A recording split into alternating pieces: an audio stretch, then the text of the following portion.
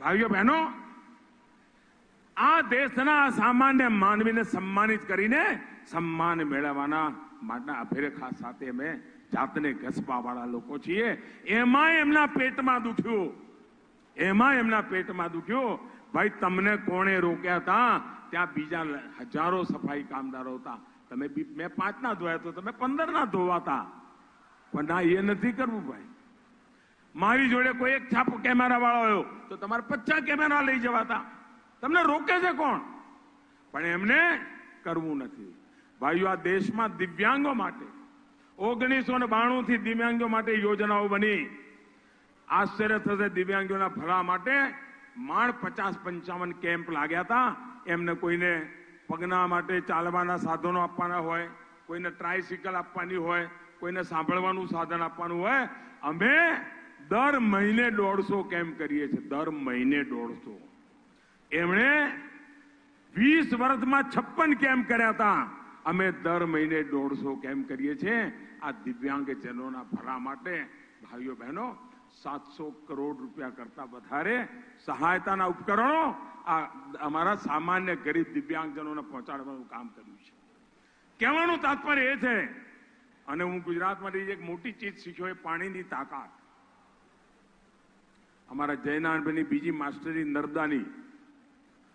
નીતિનભાઈ તમે ઊંઘમાંથી ઉઠાડો તો નર્મદા ઉપર 1 કલાક બોલે.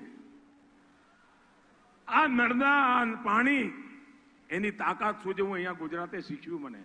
અને તેથી આ વખતે જ્યારે અમારી નવી સરકાર બનશે, 23મી તારીખે સાંજે 23મી મે ચૂંટણીના પરિણામ આવશે. ફિર એક બાર ફરી સરકાર બનશે. પાણીની અલગ મંત્રાલય હશે, પાણીની અલગ મિનિસ્ટ્રી હશે. અને આખા દેશમાં લોકો એમ કહે છે કે ભવિષ્યમાં લડાઈઓ પાણીની થવાની છે. એટલે આપણે બધા કહો છો પાણી લડાઈ થવાની છે, તો પછી અમે અત્યારથી પાણી પહેલા પાળ કેમ ના બાંધીએ? અમારે તો ગુજરાત વાળાને શીખવાડ્યું છે કે ભાઈ પહેલા પાણી પહેલા પાળ બાંધો. અને અમે ભવિષ્યના સંકટોને ધ્યાનમાં રાખીને પાણી માટે અલગ મંત્રાલય બનાવવાનો વિચાર કર્યો છે. ભાઈઓ બહેનો, ઉત્તર ગુજરાત જેને નર્મદાના પાણીને ટપક સિંચાઈ સાથે જોડ્યું. અને અમારા શંકરભાઈએ મારી એક વાત ઉપાડી લીધેલી કે ભાઈ આપણી ડેરી જોડે મધુમક્ષી પાલન ચાલુ કરો અને હની, મધ, શહેદ એનું ઉત્પાદન કરો. આજે ડેરીની જોડે જોડે મધનું ઉત્પાદન થવા માંડ્યું. અને ખેડૂત 50 પેટી રાખે મધુમક્ખીની તો વર્ષે 2 લાખ રૂપિયા કમાતો થાય. ભાઈઓ બહેનો, મારું સપનું છે 2022 આઝાદીના 75 વર્ષ થાય ત્યારે હિન્દુસ્તાનનો કોઈ પણ એવો માણસ ના હોય, કોઈ પરિવાર ના હોય જેની પાસે પોતાનું પાક્કું ઘર ના હોય. આ સપનું લઈને કામ કરું છું. 2022 સુધીમાં આ દેશના ખેડૂતોની આવક બમણી કરવી, આ સપનું લઈને ચાલુ છું. ભાઈઓ બહેનો, અનેક સપના લઈને નીકળ્યો છું.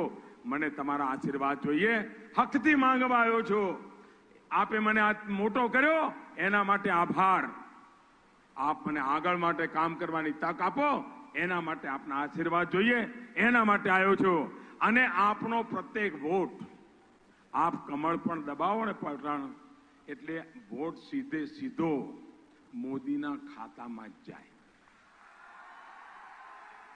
ગુજરાતના કોઈ પણ ખૂણે તમે કમળ દબાવો એટલે મત સીધો મોદીને. ભાઈઓ બહેનો, આ લોકોને ચોકીદાર સામે વાંધો પડ્યો છે. હવે એ બોલતા બંધ ગયા, ડરી ગયા.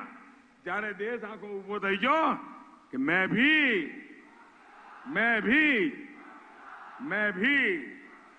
હવે જ્યારે હું તમને એક મંત્ર બોલાવું છું, મારી સાથે બોલજો. ચોકીદાર બોલશો, પણ બધા ગમે તેટલી ઉંમર હોય પૂરી તાકાતથી બોલવાનું. અહીંયા બોલવાનું, ત્યાંય બોલવાનું, હાથ ઉપર કરીને બોલવાનું. બોલશો બધા? બધે ખબર પડી જાય એવી રીતે બોલશો. કોંગ્રેસ વાળાની ઊંઘ આરામ થઈ જવી જોઈએ. गांव गांव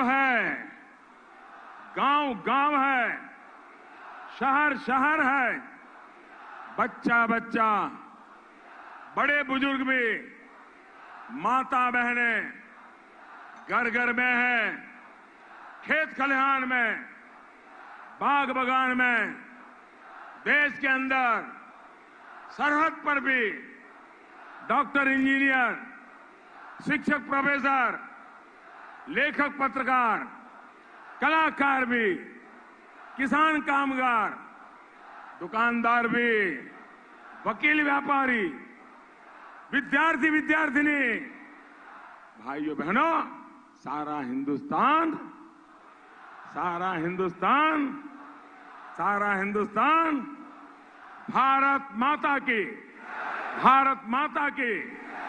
धन्यवाद।